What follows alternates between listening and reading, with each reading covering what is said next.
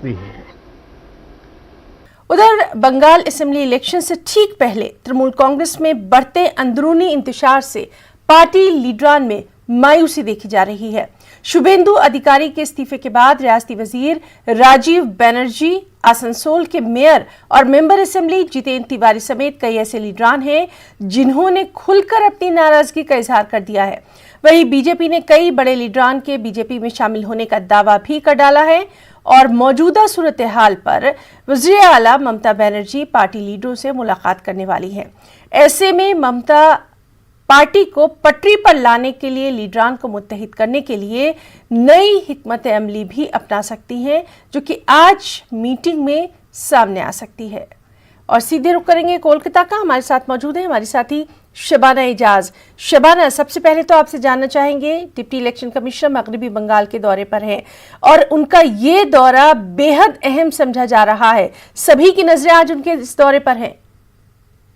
बिल्कुल, ये पहले से तय था। जिस तरह से इलेक्शन की तैयारियां शुरू हो चुकी है, वैसे ही इलेक्शन कमीशन ने भी अपनी सरगर्मियां तेज कर दी है और बंगाल में आज डिप्टी इलेक्शन कमिश्नर बंगाल का दौरा कर रहे हैं और डीएम और एसपी से मुलाकात करेंगे। वो मुख्तलिफ जिलों के साथ ही साथ जो मौजूदा सूरत हाल है उसका जायजा लेंगे।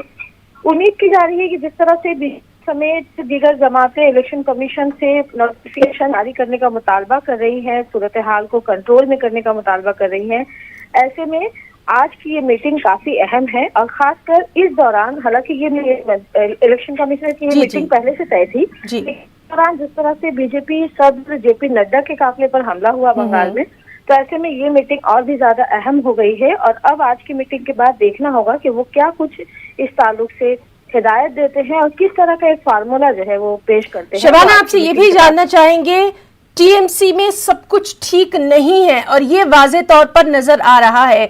ममता बनर्जी इस सिलसिले में एक अहम मीटिंग लेने वाली हैं, इस पर भी हमारी खास नजर बनी हुई है।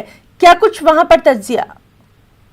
बिल्कुल, जिस तरह से तृणमूल कांग्रेस को लेकर शारदा और नारदा जैसे एक घपले को लेकर तृणमूल कांग्रेस में पहले से ही इंतशार था।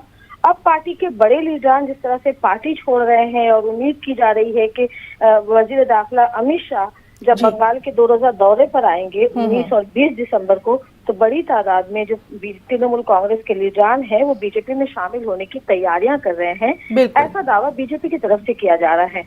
तो ममता बनर्जी के लिए ये बहुत जरूरी है कि वो अपने पार्टी लीडरान को मुत्तहिद करके रहें। साथ ही साथ जो तृणमूल कांग्रेस को ये गुमान था, और जिससे पहले भी ममता बनर्जी भी ये दावा कर चुकी थी कि मुस्लिम वोटर उनके साथ हैं और उसी वोट बैंक के बिना पर ममता बनर्जी ने शानदार कामयाबी हासिल की थी। अब तीसरे टर्म के लिए ये वोट बैंक, जो मुस्लिम वोट बैंक है, जो बंगाल में काफी अहम रोल अदा करते हैं, ये अब तृणमूल कांग्रेस के साथ रहेंगे या नहीं रहेंगे, इसको लेकर एक बड़ा सवाल है। क्योंकि पिछले दिनों आप देखें कि रियासती वजीर सिद्दीकुल्लाह चौधरी ने भी ऐसे ही कुछ नाराजगी का इजहार किया था।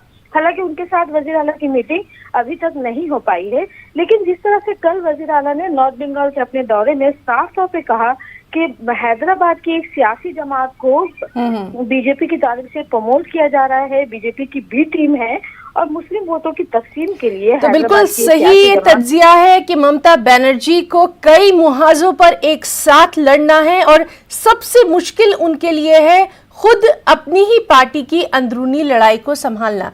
लगातार हमारी नजर अहम खबर पर बनी हुई है। शबाना, बहुत बहुत शुक्रिया आपका तमाम तर मालूमात के लिए।